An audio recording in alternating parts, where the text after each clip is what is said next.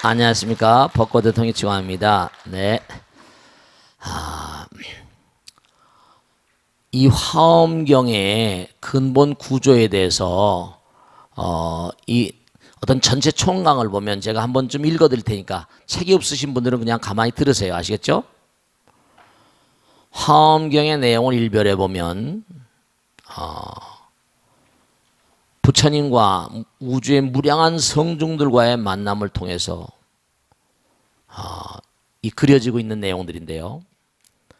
문자 그대로 모든 경전의 아버지요, 경전의 통합이라고 할 수가 있다. 대강을 일별해 보면 우주의 무량한 대천세계 대천중들, 하늘나라 사람들입니다. 천인들, 백호상황을 열어 펼치는 대장엄의 우주법계, 부처님 나라를 설명하고 우주의 무량 불국토에 대한 설명, 우주의 무량한 불국토입니다. 한도 끝도 없는 불국토에 대한 설명, 무량한 부처님께서 건설하신 불국토와 부처님들께서 거하고 계신 나라들, 우주에 있는 무량한 나라들, 부처님께서 별별마다 다 계신 거예요. 서가모니 부처님이 이 별에 오시는 것처럼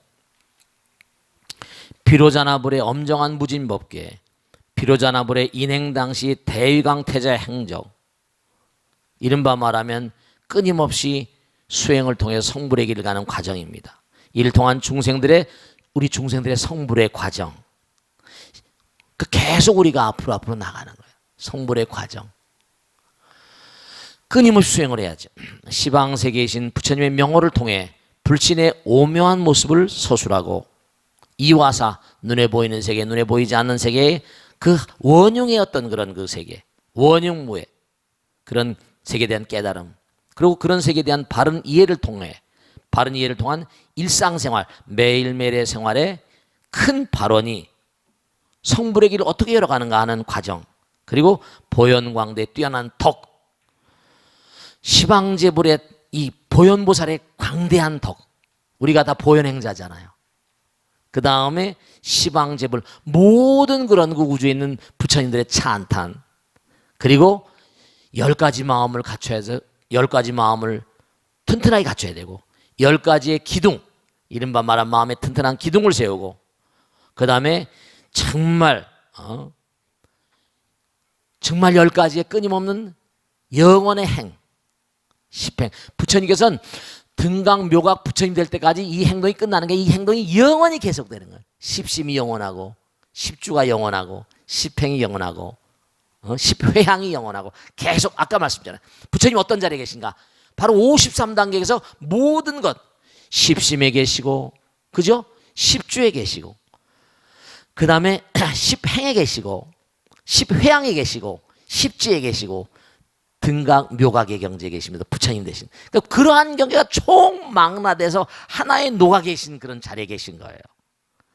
초발 심시 변정하게 도리, 그 다음에 모든 그런 육바라밀, 십바라밀 등의 성불의 길과 부처님의 신상 등 장대한 우주법계 부처님 놀이가 낱낱이 설해지고 있다.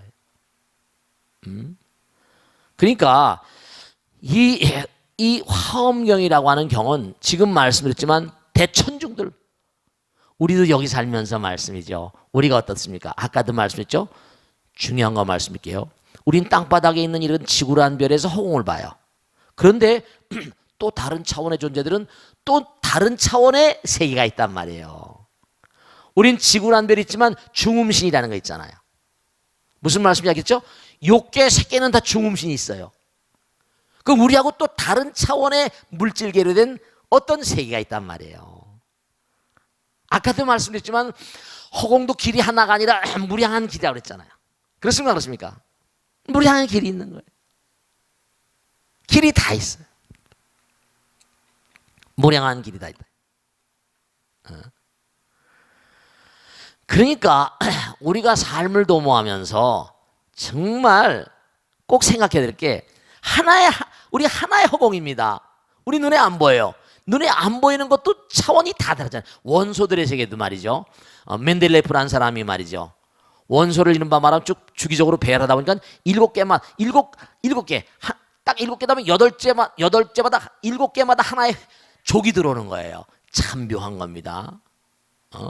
원소들마다 원자 핵을 중심으로 수금지와 목토 천행명처럼 K각, L각, M각 해가지고 이게 이른바 말하면 일곱 번째 해가지고 수소, 나트륨, 칼륨, 그리움금 해가지고 쫙 해가지고 7개 원소 딱 나래비 서가지고 8개로 해가지고 108원소니 자연계에 앙금두개가 있고 만들어진 게 108개니 이렇게 얘기하잖아요. 규칙적으로 돼 있어요. 그걸 나열하다 보니까 이게 딱 나오는 거예요. 제가 무슨 원소의 세계를 알 필요가 있겠습니까? 뭘 알 필요가 있겠습니까? 하다 보니까 이게 꼭 필요한 거죠.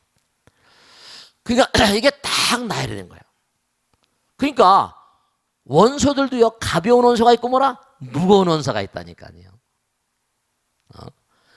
기체들도 뭔가 아니 기체들도 가벼운 기체가 있고 무거운 기체가 있잖아요. 그래 안 그래요? 구름도 무거운 구름이 있고 가벼운 구름이 있고 이렇잖아요. 그럼 업이 가벼운 존재들이 있고 업이 무거운 존재들이 있단 말이었습니다. 우리 같은 업이 무거운 존재들이 이렇게 무겁게 생겼지만 무슨 말씀인지 아시겠죠? 점점 올라가다 보면 업이 점점 가벼워지고 부처님께로 가까이 가는 그런 존재들이 있을 수밖에 없잖아요. 그러면 이른바 말하면 욕계, 색계, 무색계 가면 무색계 하늘나라는 뭐냐?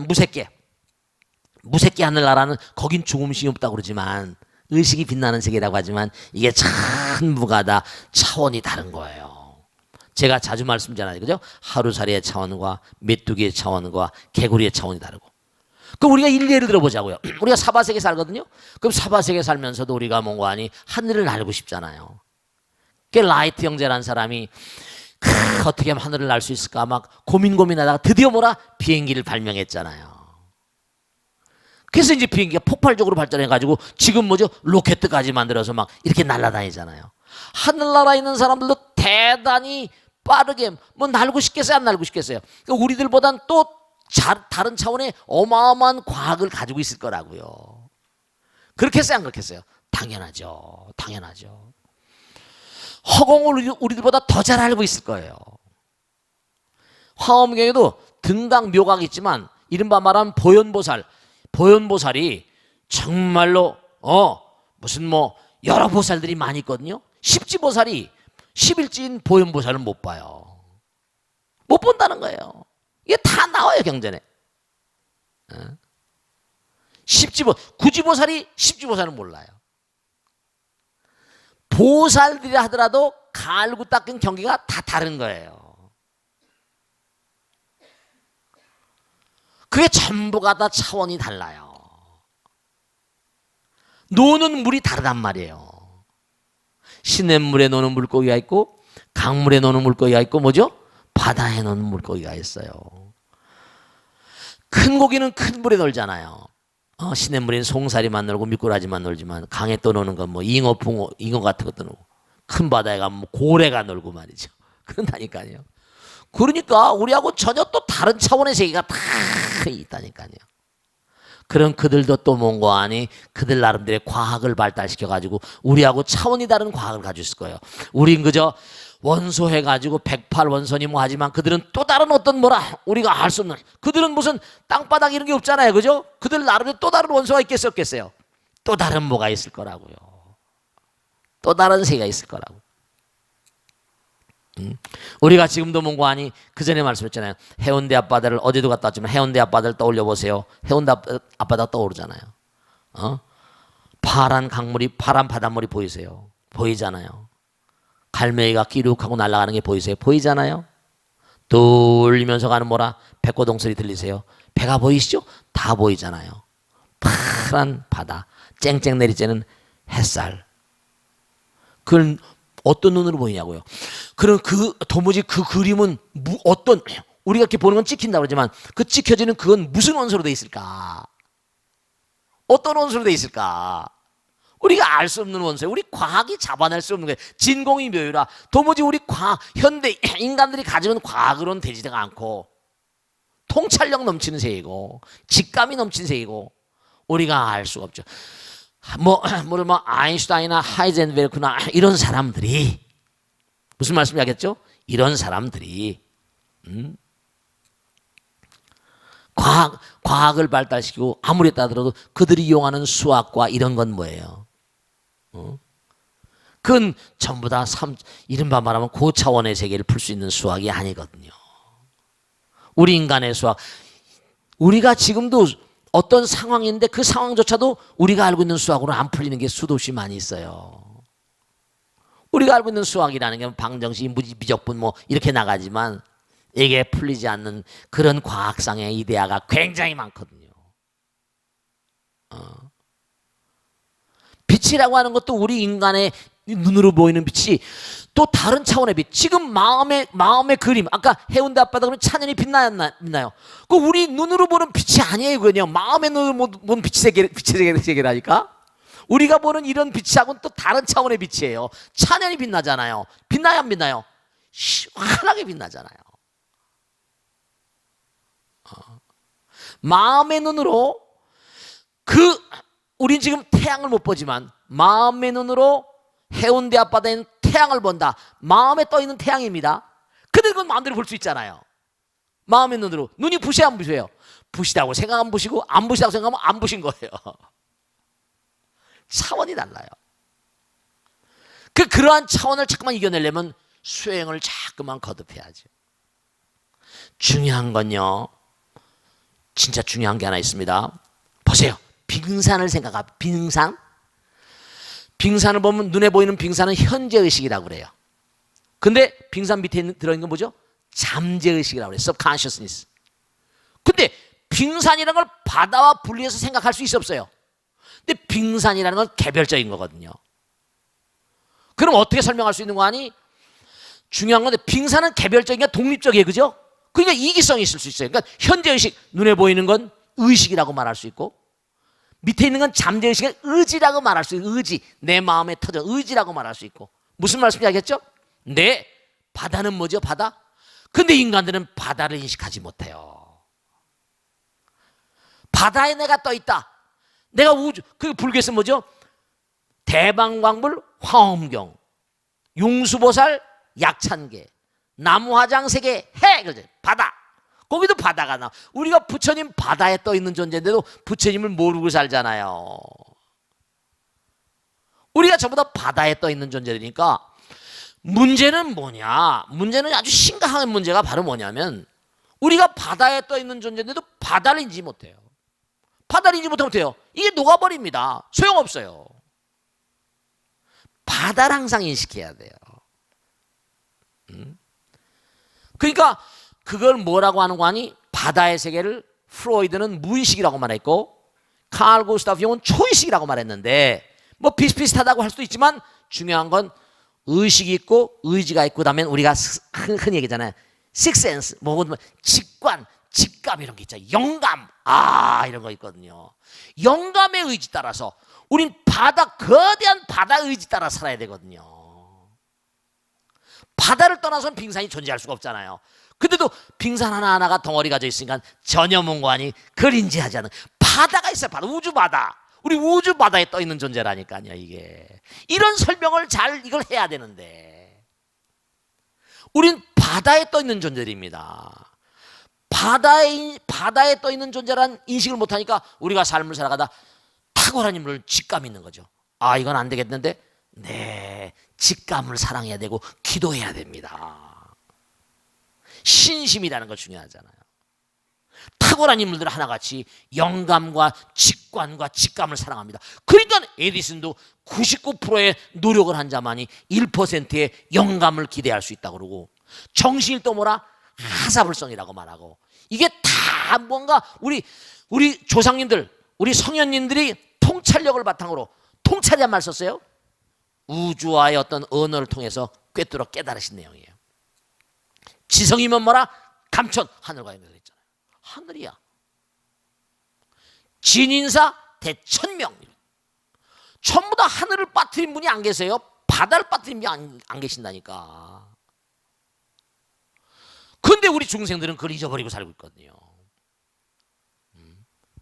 화엄의 사상이라는 건 너희들의 존재 근본을 알고 어떻게 살아야 될 것인가. 이 광활한 우주가 무량한 별들의 세계. 지난 시간에 말씀했죠. 이게 그저 아무렇게나 생긴 게 아니다. 왜 이렇게 존재하는가? 왜 어디서 왔는가? 어디로 가는가? 이거에 대한 확고부동한 관점을 정립해야 된다. 너희들은 지금도 계속해서 뭔가 하니? 직관과 직감이 계속 작용하지 않냐. 그러니까 이른바 의식이 있고 의지가 있고 그 밑에는 뭔가 하니? 모든 걸 감싸 안는 뭐죠? 바다가 있단 말이에요. 근데 사실은 천지가 동군이요 만물일체니까 바다도 다 깨져버리고 지구가 깨져버리고 허공으로 가버리잖아요. 허공 가운데 이렇게 우리 인간들이 존재하는 거예요. 그러니까 의식과 의지와 직관 이걸 이제 알기 쉽게 제가 빙산을 설명을 드렸지만 우리가 절대로 바다를 무시하고는 배가 뜰 수가 없잖아요. 그 저는 진도 앞바다 떨어진 저 사람들도 너무 겸손하지 못한 사람이야. 바다를 우습게 알아버리니까 영원의 세계를 우습게 알아버려. 우리 모두가 사실은 정도의 차이는 있지만 그런 차원이라니까요. 모두가. 이 부처님 나라엔 비약이 없습니다. 한 단계 한 단계 경에 나오잖아요. 부처의 길은 영원의 길이다. 3계6도의 법계 구조는 도의 길이요 비약의 길이 아니라는 걸 대변하고 있다. 도의 길이에요. 도는 뭐죠? 한 걸음 두 걸음까지 북문 날릴 수가 없잖아요. 도의 길이고 비약의 길은 없습니다. 물이 끓는 것도 온도를 가해야지 액체에서 기체로 변하는 거예요. 그래서 슬로우 앤 스테디 제가 얘기하잖아요. 끊임없이 도의 길은 비약을 모른다. 물이 끓어오는 것을 보라. 끊임없이 열을 가한 끝에 오는 변화이다. 성불의 길 역시 끝없이 갈고 닦아 나가야 한다. 도노 성불의 길도 한순간 한순간 매일매일 갈고 닦아야 한다. 사바세계를 끊임없이 끝없이 지켜보는 천인들이 있어요. 호법선신들 모두 부처님의 길을 따라가는 우리들과 항상 숨결을 같이 하신다.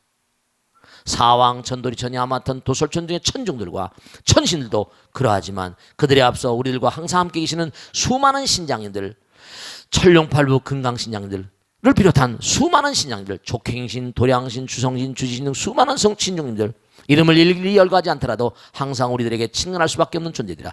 자칫하면 소홀히 하기 쉬운 허공계 우리 이웃들인 그들은 모두 우리와 한 몸과 마음이면서도 부처님과 보살님들과 함께 영원의 길을 가고 있는 존재들이다.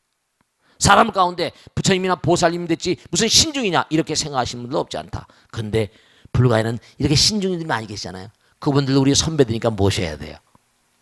알겠습니까? 약창계도 잘 모시고. 그러니까 우리가 정말로 화엄경 약창계를 보라. 부처님으로부터 신중님, 천신님들 그리고 보살님들, 문수보살, 보현보살이까지 우주법계 편만에 계신 무량성중들의 이름이 한량없이 등장한다. 그러니까 정말 항상 우리들 곁에 계시면서 우리들의 소원성취는 물론 갖가지 재앙을 녹여주시고 업장을 소멸케 해주시는 신중님들을 멀리하고 무엇인들 제대로 되겠는가. 그러니까 하늘나라에도 우리와 같은 이런 덩어리진 존재들은 우리와 같은 과학이 있잖아요. 3차원 세계를 다스리는 과학과 3차원의 어떤 그런 수학이 있고 물리학이 있단 말이에요. 거기는 아인슈타인이나 하이젠베르크나 이런 사람, 니렉이나 물론 슐레딩거라거나 이런 사람들이 타고난 인물이지만 무슨 말씀 이야기했죠? 네, 중요한 건 또 다른 차원의 수학과 또 다른 차원의 물리학과 우리 마음 가운데 있는 찬양이 빛나는 저 해운대 앞바다를 설명할 수 있는 또 다른 뭐라? 과학이 있을 거예요. 우리가 알 수 없는. 당장 과학이라는 건 계량이 되는데 계량을 할 수가 없잖아. 마음속에 빛나는 태양을 어떻게 끌어내서 어떻게 합니까? 찍혀 있으니까 이게 보는 건데 말씀이죠. 그러니까 당연하게 우리가 갈고 닦고 한 단계 두 단계 계속 나가지 않으면 안 되는 거예요. 그러니까 우리는 영원을 가는 존재라고요. 천당 간다, 극락 간다 이게 아니라 우리는 성불해야만 된 존재거든요. 우린 끊임없이 앞으로 나가야 돼. 그러니까 부처님은 어떤 분이신가? 영원 그 자체, 영원한 정진 뭐라? 영원한 전진. 그러면서 누구의 마음 가운데 항상 계시면서 우리들은 누구나 다 원하는 걸 다 이루어 주시는데 다만 문제는 뭐냐? 그 길이 악도냐? 선도냐 이거죠. 그러니까 우리는 어떤 형태건 간에 누구나가 다 전부 다 마음을 쓰고 사는데 그 마음이 정말 많은 사람들을 위한 것이냐 아니냐. 그래서 자기 자신을 위한 건 욕심이라고 하고 많은 중생들이 이바지하고 영원의 길을 가는 걸 뭐라고 하니? 뭐라고 그래요? 그런 존재를 원력이라고, 원력이라고 그러는 거죠. 원력 보사, 원력이라고 불러요. 네, 그렇습니다. 그러니까 원력을 가지고 끊임없이 나가셔야 돼요. 그러다 보면 저절로 우리가 화엄경을 공부하고 부처님 경전을 공부하면 천당이 문제가 아니고 극락이 문제가 아니라 우리는 영원히 뭐라 가야 되는구나. 하늘나라의 무량한 별들의 세계가 다 전부 다 어떤 형태로 간에 공짜로 만들어져 있는 세계가 아니란 말씀이에요. 지구란 별도 가만히 보세요. 처음에 만들었을 때 지구에 빵 터졌잖아요. 불덩어리입니다. 안 그렇겠어요? 불덩어리가 막 날아다녀. 불덩어리가 막 날아다니다 태양이라는 게 딱 있으니까 뭐라? 불덩어리들이 인력 따라서 끌릴 거 아닙니까? 날아가려는 힘하고 뭐라? 날아가려는 힘하고 뭐라? 끌어당기는 힘이 딱 중요하니까 돌게 되는 거예요. 우리가 문 같은 거 문설주 있잖아요. 문설주 아시죠? 이렇게 노수로 만들어져. 문설주 아시죠? 그죠? 신주 같은 걸로. 그게 딱 중심을 잡아주니까 이게 도는 거지. 그게 없으면 돌지 않잖아요. 그런 게 없으면 이제 도르래 같은 이렇게 뭐 바퀴를 달아서 이렇게 왔다 갔다 하잖아요. 그렇게 되는 거예요. 그렇게 되는 겁니다. 그러니까 처음엔 막 불덩어리였다고요. 이게 지구의 어떤 생성 과정이라거나 은하계 우주의 생성 과정으로 빅뱅 137억 년이지 150억 년이지 좋다 이거예요. 빵 터졌어. 불덩어리가 난리법석 난리굿을 쳤을 거 아닙니까? 세월이 몇 억 년 흘러갑니다. 그러면 될까요? 불덩어리가 태양이 어마어마한 태양이 생기고 잡히면서 또 태양도 또 뭔가에 잡힌 거야. 다시 뭔가 아니게 옛날에 은하계 우주대로 만들어지기 시작하면서 세월이 지나면 어떻게 될까요? 뜨거우니까 냉각이 되니까 허공에서 뭐죠? 비가 막 쏟아질 거 아닙니까? 비가 쏟아지니까 뭐죠? 껍데기가 생기고 지각이 생기고. 그렇게 상 그랬어요. 거기다 또 뭐냐면 혜성 아시죠? 카밋. 혜성이라는 게 뭐예요? 그게 전부 다 얼음 덩어리입니다. 혜성이라는 게 이른바 말하면 얼음이 물덩어리야, 물덩어리. 물이 허공에서 올라가면 냉각이 되니까. 물이 막 냉각된 게 막 지구에 어마어마한 혜성이 떨어지면서 막 냉각이 되고 거기에 이른바 말하면 비가 오고 하면서 바다가 생긴 거예요. 이 혜성이라는 게 혜성을 연구해 보면 천체물리학자에 따르면 우리가 혜성 날라다니잖아요. 별똥별하고는 달리 혜성 같은 거에 보면 떨어지면서 물로 막 그냥 어마어마한 혜성들이 떨어지고 하면서 막 지구에 바다가 생기면서 바다에서 뭐가 나왔어요? 바다에서 한 50억 년쯤에 뭔가 네. 그러니까 이게 우주 공간을 날아다니다 보니까 우주에 어디 있는 뭐라 그러니까 그런 게 있다니까요. 지금도 뭐 운석 떨어진 거 찾으면 대박 난다 그러잖아요.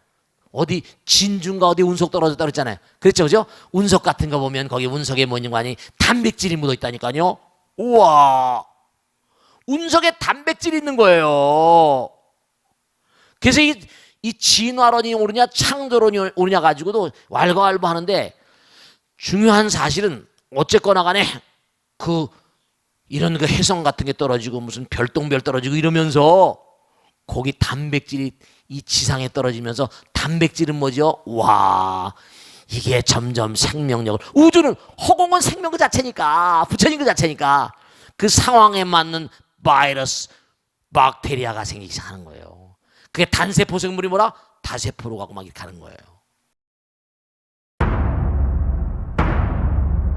자, 이 정도 해두고 질문 받겠습니다. 박수 맞으세요. 네. 네, 안녕하십니까 스님. 네. 저는 그 우리 별 지구 말고 다른 별에 대해서 굉장히 관심이 많은 사람이거든요. 네. 그래서 가끔씩 저는 UFO가 실제로 존재를 하는지 또 스님께서는 UFO의 존재를 믿고 계시는지 네. 또 더불어 불교계에서는 UFO의 존재를 인정하는지 궁금했었습니다. 네. 근데 오늘 스님 수업을 듣다 보니까 네. 스님께서 네. UFO의 존재는 100% 1000% 있다고 말씀을 하셨어요. 네, 그렇지. 네. 네. 그래서 그렇다면 UFO가 지구상에 어떤 논란을 가져오게 될지 궁금합니다. 네. 박수를 맞으세요. 네. 자, 이제 아까도 말씀했잖아요. 이렇거든요. 여러분 이걸 아셔야 돼. 사바 세계에서도 뭐냐면 지금 해킹을 해가지고 해커들 있잖아요. 근데 지난번에 스노우든인가 이런 젊은 친구는 뭐냐면 미국이 모든 요인들을 다 체크하잖아요. 그래 안 그래요? 요인들을 다 체크해가지고 하는 걸 공개를 해가지고 미국으로는 정말 가슴 아픈 일이지만 노벨 평화상 수상자라고 후보를 올린다고 막 그런 얘기도 있고 그랬었어요. 참 이게 참. 자, 그 사람 미국 사람이에요. 미국 시민들 미국의 국익에 반했어요. 근데 전 세계 사람들은 그 사람에게 노벨상을 준다고 하잖아요. 미국으로 볼 땐 천하의 역적이죠. 아, 이게 참 양면성이 있어요. 우리가 발견하는 과학이라거나 이런 거 여러 가지 뭐 바이오의 세계 많이 요즘에 또 그런 게 많이 있잖아요. 뭐 줄기세포가 이제 뭐냐면 뭐 계속 옛날부터 해가지고 무슨 뭐 여러 가지 동물들을 만드는데 이 줄기세포 가지고 사람을 진짜 생산할 수 있습니다. 어려운 점들이 좀 있겠지만 아마 인류가 틀림없이 극복할 거라고 믿습니다. 진짜 사람을 만들어낼지 몰라요. 유전자만 지금도 그런 거 있죠. 뭐 사람들 가운데 나쁜 유전자는 떼어내고 좋은 유전자만 모아가지고 조립을 하는 그런 게 가능할지 모르겠다. 그런 예측은 하는데 아마 가능할 겁니다. 틀림없이. 근데 이제 그렇게 되면 사람을 공장에서 만들어내는 거지. 이게 어떤 윤리, 이런 문제 같은 거. 실제로 그렇습니다. 동물들은 지금 만들어내고 있잖아. 동물들과 계속 실험하잖아. 동물들 가운데도 뭔가 연구하기 좋은 모르모트 같은 거 유전자로 해서 모르모트 생산해냅니다. 그런데 문제는 뭐냐? 사람들의 마음 가운데도 참 이게 문제거든요. 어떤 과학의 어떤 그런 그렇잖아요. 오펜하이머 사건이라고 있는데 알버트 아인슈타인하고 이제 오펜하이머는 미국의 맨하튼 프로젝트인가 원자탄을 일본의 뭔가 원자탄을 떨어뜨리기 위해서 원자탄을 만드는 프로젝트를 짭니다. 근데 오펜하이머가 거기 책임자가 되고 그걸 만드는데 자기가 그 다음에 수소폭탄 만드는 학자도 양심이 있으니까 한번 터지는 거 보니까 자기가 만들었거든. 한꺼번에 수십만 명이 가버리는 거야. 그게 떨어졌으니까 일본이 전쟁을 더 이상 할 마음을 멈췄으니까 불교적인 차원으로 보면 단림기보살이라고 해가지고 계속 전쟁을 해서 많은 사람을 죽일 바에야 빨리 종식시키는 게 오히려 공덕이라고 그랬거든요. 그 사명당 대사가 일본 친구들이 막 한국 한반도니까 한 놈도 조선 강토에 발을 들이지 못하게 해라. 다 죽여버리라고 했거든요. 왜 가능하냐? 와서 사람을 죽이기만 하니까. 자기들 업장이 크니까 빨리 죽여버리는 게 차라리 뭐라? 그들의 업장을 더 크게 만들지 않는 그런 방도가 된다 이거죠. 그런 게 있을 수 있어요. 있을 수 있습니다. 그런데 중요한 건 뭐냐면은 이게 자꾸만 그 과학자의 마음이 좋은 차원으로 자꾸만 이렇게 해서 좋은 길로 가면 좋은데 그죠? 병도 많이 고치고 뭐 선천성 있는 불구자도 뭐 고치고 뭐 이렇게 간다.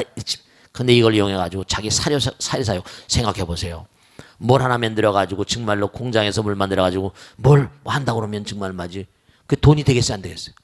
인간의 사악한 마음이 또 있잖아. 인간의 사악한 마음.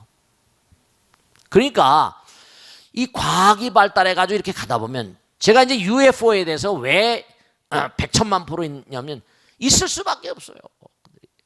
우리가 모르는 당장 그럼 어디서 오는가? UFO를 본 사람들을 대체로 보면 그 비행체가 제가 이제 조지 아담스키 책이니 뭐 UFO에 관련된 책이 수도 없이 많습니다. 여러분 굉장히 많습니다. 벤젠 노블의 미국에 가봐요. 엄청나게 많습니다. 한 서가가 다 있으니까. 저도 여러 권 미국 책, 한국 책 많이 봤고요. 또 한국에 또 UFO 같은 거 관심 있는 사람도 엄청 많아요. 그런데 우리가 알고 있는 그 비행기는요. 음속으로 가거든요. 뚝 가잖아요. 그러면 마하란 단위를 써요. 마하. 근데 아인슈타인은 뭘 얘기하냐면 광속을 썼거든요. 이른바 마하가 아니야. 그거는 빛의 속도. 광파 로켓, 이른바 어마어마한 로켓. 빛이 일광년이니까 일광년이 1년 동안 빛이 달려야 되니까 그런 속도로 달리는 무언가를 비행체를 만들지 않으면 우주여행이 가능하겠습니까? 게임이 안 되죠. 게임이 안 되는 거예요. 속도가 빨라야 된단 말이에요. 근데 우리 눈이 그 속도가 빠르면 보세요. 빛의 속도는 우리가 추적을 못해요. 당장 빛의 속도로 가려면 추적을 할 수 있어요? 없어요? 추적을 못해요. 그러니까 분명한 사실이 UFO가 움직이는 양상을 보면 대단한 그런 그 UFO를 탔던 사람들이 얘기하는 걸 과학적인 안목으로 가만히 보면 허망하지 않습니다. UFO 중심부에 걔네는 어마어마한 거리를 날아다니 휘발유를 가지고 다녔겠습니까? 원자력 원자력도 이용할지 모르겠죠. 근데 그들은 뭐라고 표현하는 거니? 우리 허공계, 우주의 편만에 있는 에너지를 이용한다고 그럽니다. 에너지를 허공에는 에너지를 충전한다. 자유자재로. 그리고 그들은 또 하나 뭐냐면 그냥 움직이는, 우리가 UFO의 궤적을 추적할 수가 없어요. 떴다 없어지고 금방 눈에 사라져버립니다. 속도가 우리 눈이 감지를 못하는 거예요. 그 정도 과학이면은 우리보다 몇 차원 더 발달했죠. 그들은 또 하나 인간들하고 이렇게 뭔가 그렇잖아요. 그 정도 과학을 발달시킨 그런 존재라면 윤리적으로도 뭐라, 우리보다 훨씬 뭐라 한 차원 윤리적으로도 또 다를 거예요. 여긴 좀 하급의 차원이니까 괜히 말을 섞게 되면 그잖아요. 쟤하고는 말 섞지 마 이러잖아. 말 섞어버리면 또 오히려 뭔가 하니, 내 옛날에 우리나라가 중국하고 사대할 때 중국 명나라 편들자, 청나라 편들자, 또 왈가왈부되고 지구를 괜히 그들이 뭔가 도덕적이나 윤리성 같은 걸 가지고 있고 그런 정도의 과학을 가지고 있으니까 그런데 태어났다고 한다면, 그런 정도의 윤리성이라고 한다면 구태여 무슨 여기에 평화롭게 인간들이 살고 있는데 여기 끼어들어서 뭘 하겠다는 거야. 여기 자기들이 살 수 있는 환경도 안 돼. 우리가 살 수 있는 환경이니까 산소 공급이 되고 탄산가스가 나고 광합성이 돼. 걔는 그런 거 필요 없거든. 또 다른 차원의 삶의 양상인데 이 땅이 무슨 탐이 나겠어요. 우리 똑같은 인간들이 급수니까 여기에 살 수 있고 여기에 뭐가 되는 거지만 그들은 우리 같은 환경이 아니에요. 우리 같은 식물과 이런 게 아니란 말씀이에요. 충분히 상상할 수 있거든. 또 다른 차원일 거거든. 여기 땅을 그냥 관찰하고 체크하고 우주의 변형과 번창에 좀 문제가 있지 않냐. 왜냐? 지구란별은 4천왕천에서 관장하잖아요. 사왕천에서. 부처님은 도솔천에서 오셨거든요. 아, 이게 말이에요, 장난이 아닙니다. 사왕천, 도리천, 야마천, 도솔천에서 부처님 내려보내시고 미륵부처님, 미륵보살은 지금 사왕천에서 도솔천 내원궁에서 다음번 부처님을 오려고 부처 수업을 받고 있다고 부처님 직설을 오셨거든요. 미륵보살이 지금 내가 있던 도솔천 내원궁에서 다음에 문명이 오면 용화세계가 일 때 그때 내려오려고 공부 중이다 이랬거든요. 다 아시는 거예요.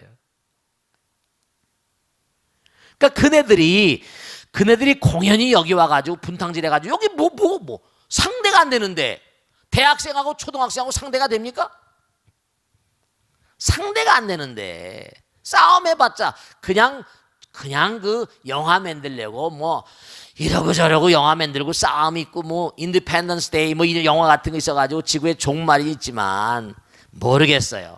아마겟돈 전쟁 있고 막 하는데 그런 것들조차도 인간이 일으키는 거지. 아마 다 쓸리고 나면 자기들끼리 싸워가지고 지금도 지구를 수십 번 파괴하고도 남을 핵이 곳곳마다 가득합니다. 군축 협상을 아무리 해도 소련과 미국과 영국 불란서 등 해가지고 핵을, 북한도 지금 뭐 몇 개 가지고 있다고 그러잖아요.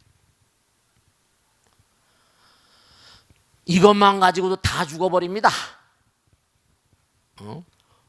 지네들이 자업자득, 아까 했잖아요. 그릇 땡기로 잠깐만 가면 자업자득인데 괜히 내려와서 전쟁을 하고 싸워가지고 지구를 식민지 해가지고 끼리끼리 뭐 통해야지. 안 그렇겠습니까? 여러 가지 차원으로 봐도 UFO는 분명히 존재하는데 우리하고 다른 차원의 문명이라고요. 고도의 존재들이니까 거긴 여기하고 또 다른 차원의 문명이고 거기는 훨씬 더 남을 생각하고 인류를 생각하고 우주를 생각하는 마음이 우리들보다 더 수중한 거죠. 적어도 이렇게 공부하신 분들은 내가 부처님 공부해서 초발 심리 변정아 열심히 도의 길을 가야겠다 이런 마음으로 오시잖아요. 그들은 우리보다 한 차원 높잖아요. 구태여 여기에 힘들게 살고 고통스럽게 사는 중생들의 세계에 와가지고 싸움을 하고 지고 먹고 해봤자 무슨 소용이겠는가. 그런 생각을 하는 거예요. 저도 그런 생각이 들고요. 자, 그러니까 UFO는 정말로 100,000,000% 얼마든지 존재할 수 있다는 게 경전에 나오고 대천중들, 하늘나라에는 천신들, 눈에 보이는 존재, 보이지 않는 존재이건 간에 제가 볼 때는 그런 UFO나 이런 것들은 물질로 된 것이니까 우리하고 멀지 않은 곳에서 날아오는 외계인들의 것이 아닌가. 물질로 돼 있으니까. 눈에 보이지 않는 차원이라 보이는 차원으로 오고 그들은 또 금방금방 우리가 스텔스라는 게 스텔스? 비행기도 허공을 날아면 안 보이는 게 있습니다. 스텔스 장치, 우리 인간도 스텔스 장치, 스텔스기라는 게 있잖아요. 그죠? 미사일을 피하는 거 있거든요. 그런 장치를 인간도 할 수 있는 바에야 그들도 얼마인지 그런 건 아무것도 아니라고요. 그러니까 UFO는 분명히 있는 거고 앞으로 계속 공부하다 보면 시간 날 때마다 질문 들어올 때마다 계속 제가 말씀드릴 거예요. 자, 다음 질문 받겠습니다. 다음 질문 받겠습니다. 네. 네. 조보사님 들으세요. 네. 안녕하세요, 스님. 네. 박원인입니다. 네네. 저는 요즘 의견이 분분한 그 지리산댐 건설에 대해서 질문을 드리고 싶습니다. 네네. 말씀드렸다시피 정부가 네. 부산 지역 물 공급을 위해서 지리산댐 건설을 추진하고 있는 가운데 네. 환경단체와 지역 주민들의 전면 백지화 운동을 하고 있다고 합니다. 네네. 근데 어떻게 생각하면은 자연 보호와 지역 발전을 양면성을 생각할 때는 네. 어느 쪽 입장도 틀리다고는 말할 수는 없을 것 같습니다. 네네네. 하지만 제 개인적 입장으로는 네. 이렇게 인공적으로 댐을 짓는 것이 네. 자연 훼손뿐만 아니라 네. 또 다른 문제를 만들 수 있지 않나 하는 생각을 하게 되었습니다. 네네. 이미 언급도 되었던 걸로 알고 있는데요. 네네네. 댐을 만들면은 안개 끼는 일수가 많아져서 네네, 그렇죠. 농산물 그 생산량이 네네. 감소한다는 그런 우려도 나오고 있습니다. 그렇습니다. 이렇게 양쪽이 그 극단적인 입장 차이를 보이고 있는데요. 네. 스님께서 그 양쪽에 어떤 좋은 말씀을 해주실 수 있는지. 네, 좋은 듣고 질문이세요. 싶습니다. 박수로 맞으세요. 네. 이게 자연과 인간, 이게 참 굉장히 그 예리하게 대치하고 있는 상황인데요. 그리고 이게 참 그 한스 요나스 말 맞다나 유명한 생태론자입니다. 요즘에 환경운동한 사람들이 하레비 같은 사람이에요. 한스 요나스. 옛날에 하나님 아버지가 다 창조했다 이겁니다. 근데 이제는 뭐냐면 하나님도 인간과 악수를 좀 해야 된다. 뭐냐면 인간이 자꾸만 자연을 훼손하잖아요. 근데 이 훼손하는 문제가 사실 심각하거든요. 아마존에 가면 뭐 수림지대가 인류의 허파라고 하는데 지금 아주 중요한 걸 우리가 알아야 됩니다. 이런 문제를 대할 때마다 생태론을 얘기할 때마다 에콜로지 제가 어디 가면 질문을 많이 받는데 스님 어떤 생각입니까? 또 세미나 가면 이 생태론에 대해서 환경 생태론에 대해서 많이 질문을 받아요. 화엄적으로 보면 어떻습니까? 중요한 건요. 지금 우리 원인행 보스님 말씀하신 대로 우리가 모든 게 전부가 다 우리 인간들은 이게 부처님이 다 도와주세요. 그렇지만 한번 생각해 보세요. 인류가요, 물을 생산할 수가 없습니다. 만약에 공기 중에 있는 H2, 수소 분자와 산소 분자를 합성해야 되는데 그 많은 양을 합성해서 인간이 먹는 양을 합성하려면 이건 대단히 기기가 필요합니다. 얘기가 안 돼요. 근데 지금 어떻게 되는 거 아니? 사람은 계속 늘고 있고 산업은 계속 발전해 나가고 있거든요. 앞으로는 점점 가면 물 기근 사태가 온다고 합니다. 물이 부족하는 거예요. 점점 뜨거워지니까 사막화 현상이 점점 숲이 사막으로 자꾸만 변해버립니다. 그런데 비는 말이죠. 내리면 흘러가서 바다로 가버리죠. 인구는 많아지면 먹을 물이라거나 생활용수라거나 이런 것들이 이것도 진짜 장난이 아니거든요. 인구는 어쨌든 늘어나잖아요. 한 사람이 한 명씩 낳든 뭐든 늘어나요. 늘어난다니까요. 그러니까 집도 계속 올해 올해 집을 지어야 된 그 집에 호수가 있거든. 몇만 원 짓겠다. 몇만 원 부동산 불경기로 하면 금방 몇 년만 지나면 집값이 확 뛰어오릅니다. 그러니까 여러분 지금 뭐 집값 떨어진다 하잖아요. 집도 계속 안 지어주면 조금만 지나서 건설업자들이 집을 안 짓잖아요. 그럼 어때요? 시집을 가야 되고 집을 넓혀야 되고 막 이렇게 되면 집값이 저절로 뛸 수밖에 없어요.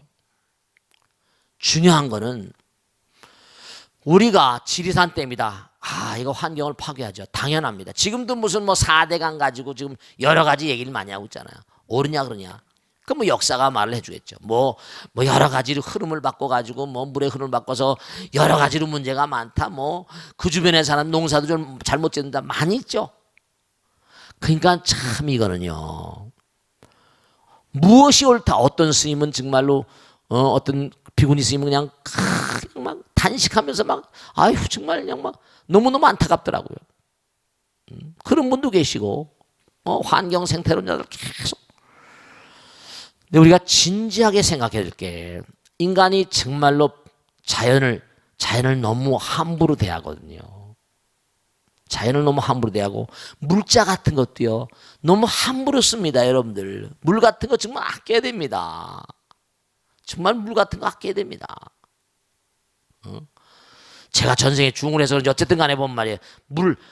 중들도 물을 엄청 아껴요. 산 같은 데 살다 보면요. 물이 귀해요. 깊은 산 중에 살다 보면 물이 말라버리면 어떻게 삽니까? 눈 같은 거 녹여서 눈물 마시고 그러잖아요.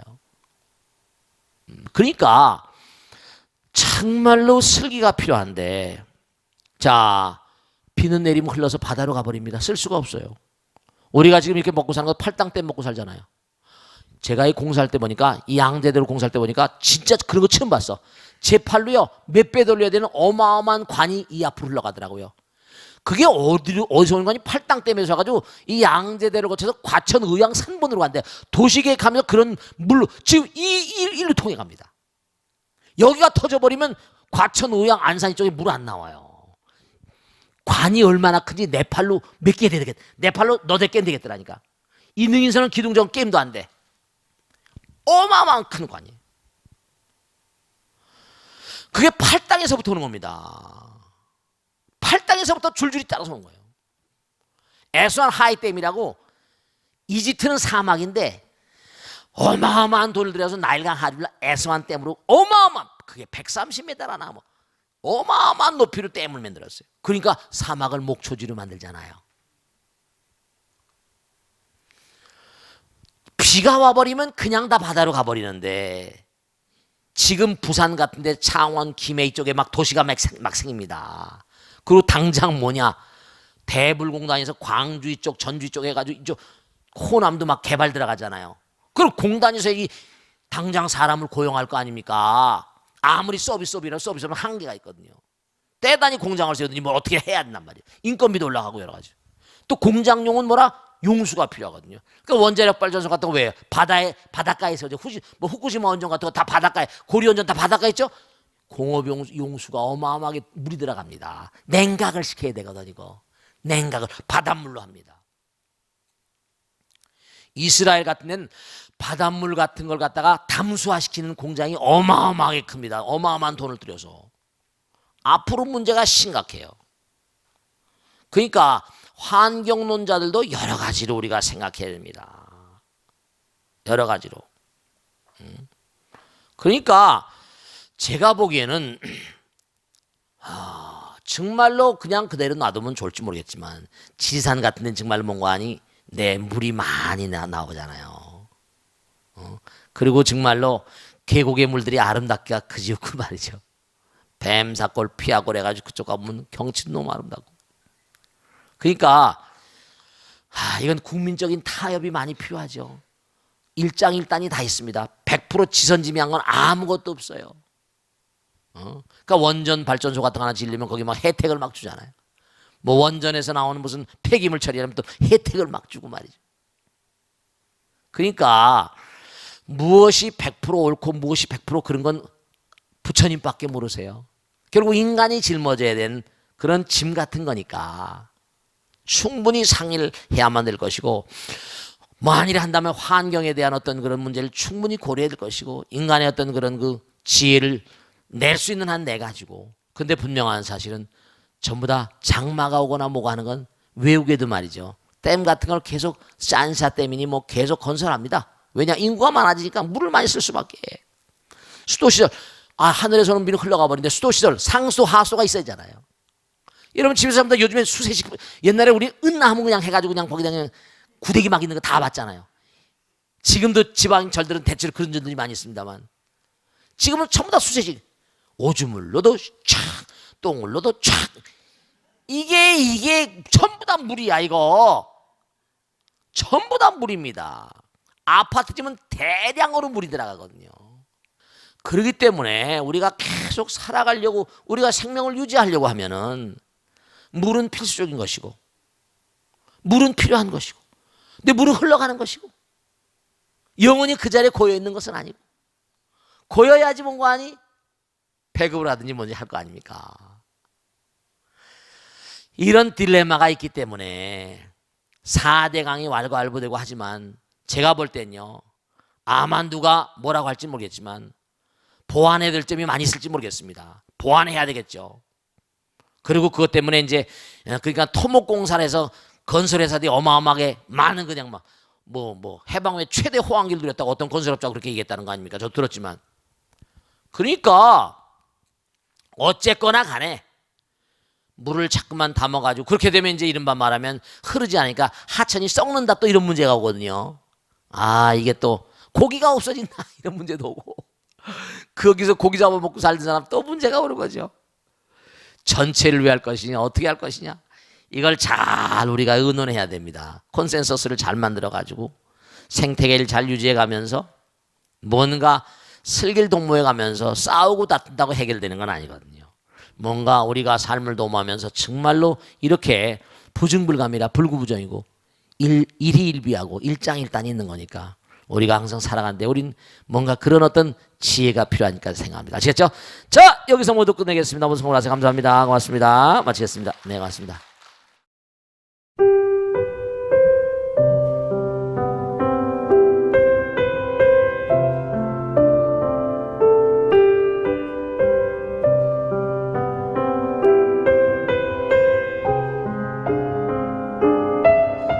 불자 여러분 안녕하십니까? 능인선언원장 지광입니다. 이 불교 방송은 정말로 불교의 보배입니다. 부처님의 거룩한 뜻이 무엇입니까? 부처님의 가르침을 세상에 퍼뜨린 거 아니겠습니까? 불교를 정말로 한 차원 업그레이드 시키고 한국 불자들의 신심을 한 차원 더 장양시키기 위해서는 여러 불자님들의 정말 도움이 필요합니다. 몸과 마음을 다해서 많은 불자님들 ARS 한 통에 이 불교 방송이 살아날 수 있습니다. 여러분의 관심과 그 다음에 편달이 한국 불교의 새로운 날, 그리고 새로운 시대, 새로운 차원으로의 도약으로 그렇게 우리 방송 불교를 그렇게 인도할 것이라고 확신합니다. 감사합니다. ARS에 많은 관심 부탁드립니다. 감사드립니다.